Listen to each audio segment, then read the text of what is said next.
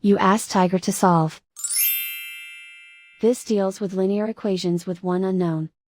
The final result is x equals 1 over 15. Let's solve it step by step. Rearrange the coefficients.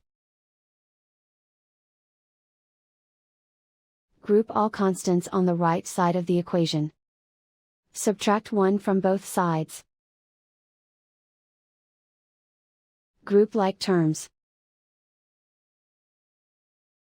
Simplify the arithmetic.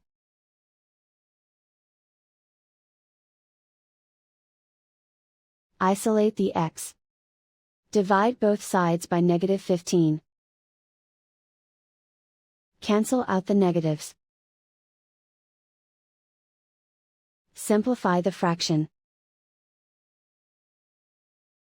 Cancel out the negatives. And so the final result is x equals 1 over 15.